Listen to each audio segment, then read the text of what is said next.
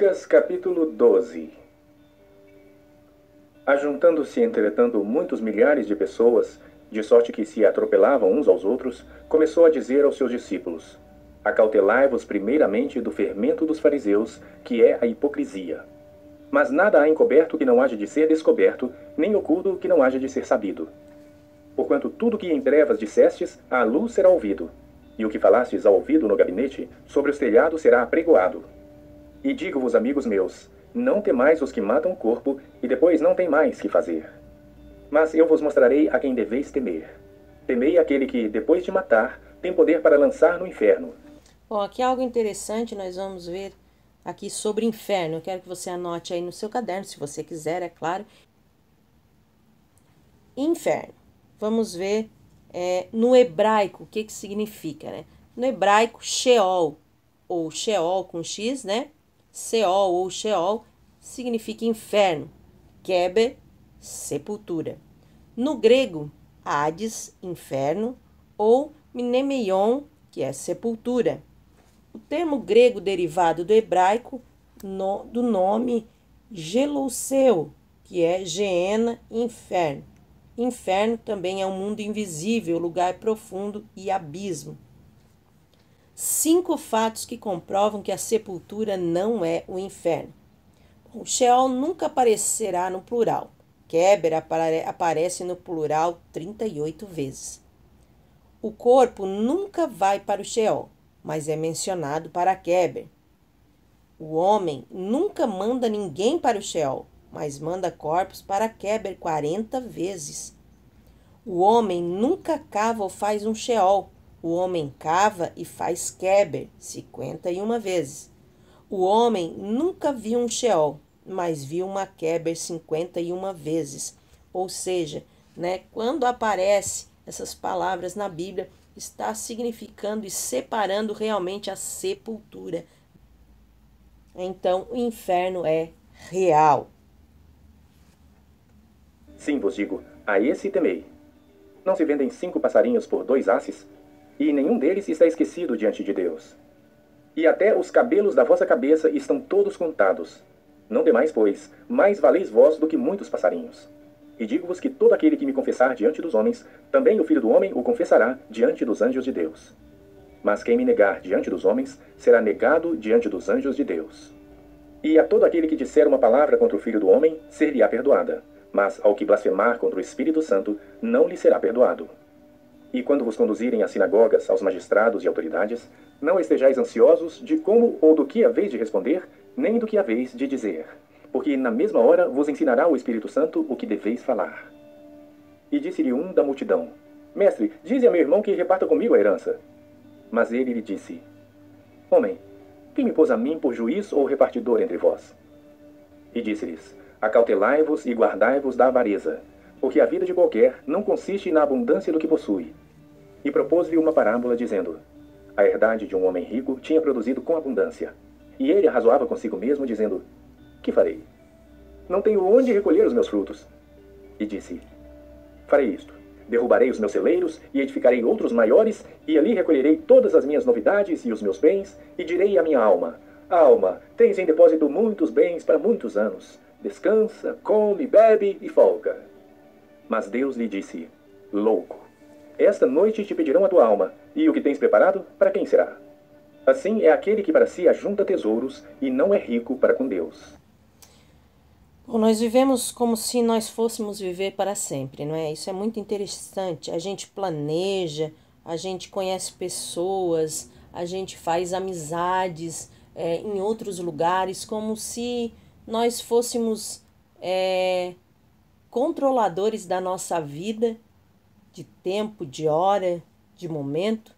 A gente faz planos, né, às vezes para visitar outras pessoas, mas a gente não sabe o que vai acontecer daqui a 1 minuto, 1 segundo, né? Podemos, de repente, de uma hora para outra, de um segundo a outro, de repente dar alguma coisa ali, um infarto fulminante, ou seja, lá o que for, pode acontecer, simplesmente perdermos o fôlego de vida e acabarmos morrendo. Isso é muito interessante, que às vezes a gente não tem essa noção e esse entendimento que nós não temos esse poder.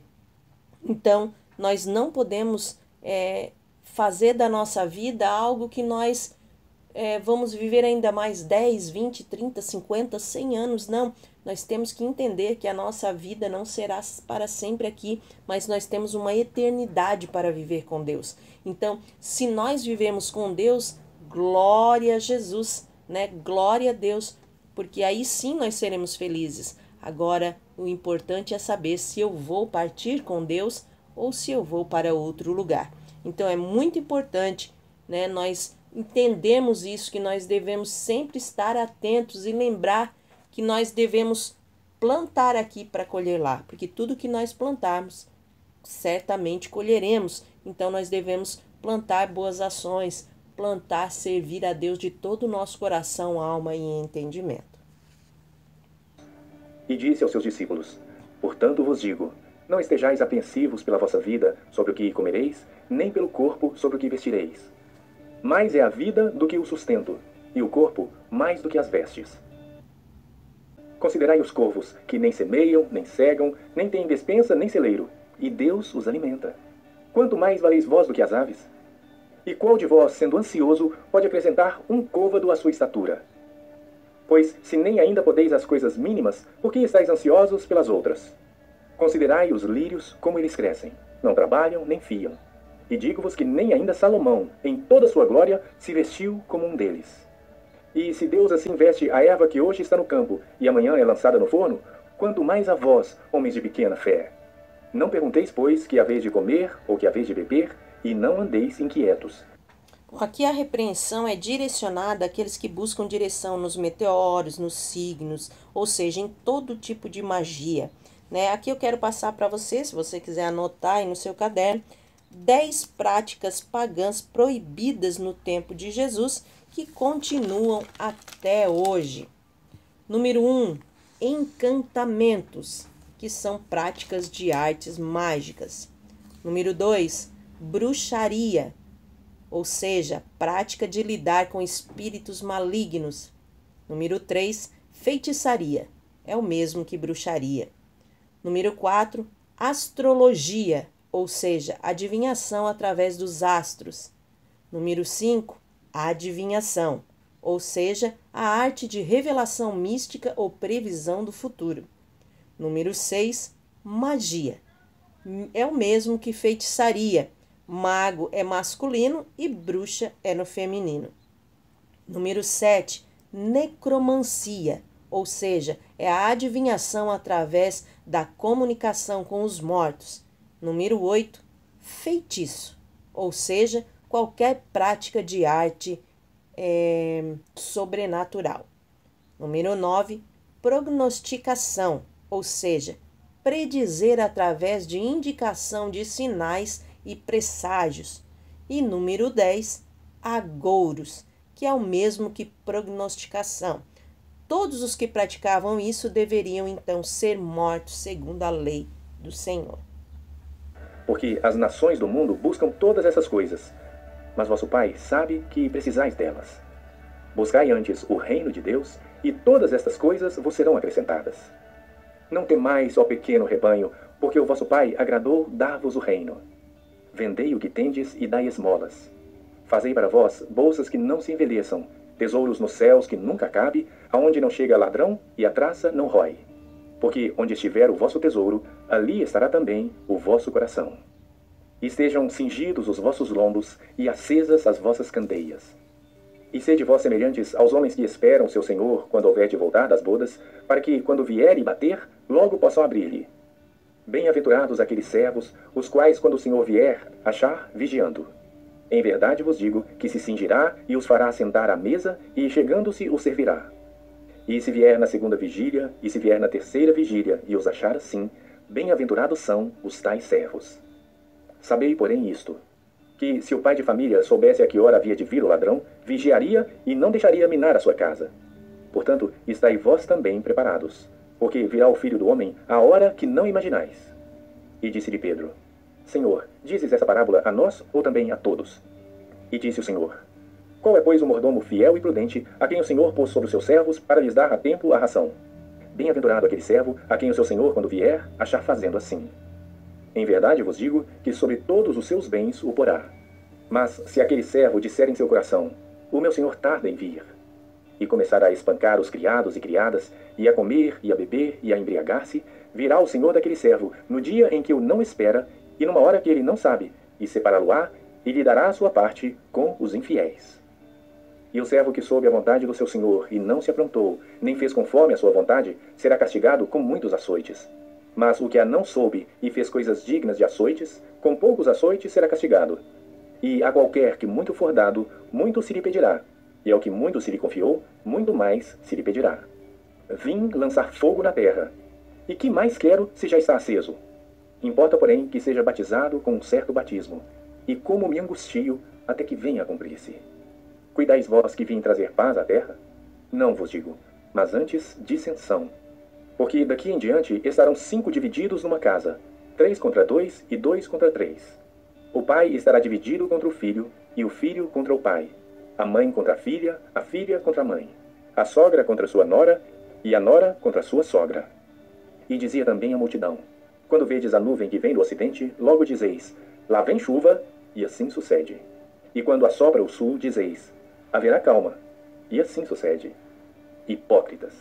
Sabeis discernir a face da terra e do céu. Como não sabeis então discernir este tempo? E por que não julgais também por vós mesmos o que é justo? Quando, pois, fores com teu adversário ao magistrado, procura livrar-te dele no caminho, para que não suceda que te conduza ao juiz, e o juiz te entregue ao oficial, e o oficial te lance na prisão. Digo-te que não sairás dali, enquanto não pagares o último centavo. Encerramos então este capítulo, desejando que Deus abençoe a sua casa, a sua vida, a sua família, o seu ministério, em nome de Jesus. Então, o inferno vem da palavra hebraica, né? Não, o inferno não vem da palavra hebraica. Corta essa parte, Lana, pelo amor de Deus. Então, vamos lá. Corta essa parte, Lana. 1, 2, 3. O inferno é real. É real. Essa palavra nem existe, tá? Real, nem no grego, nem no hebraico, nem aramaico, nem em lugar nenhum. Isso aí só talvez no livro de Susana, capítulo número 1, versículo 20. Pode ser. Então, vamos lá, erro de novo, Lana. Corta esta. Ó, já quer falar outra coisa já. 1, 2, corta essa parte, Lana. Quer sair do aluguel? Mas deixa eu adivinhar. Você não tem entrada ou não quer se afundar em financiamento com taxas altíssimas. Tá bom. Então você tem que conhecer o Michael. Então vamos lá. Corta essa parte, Lana.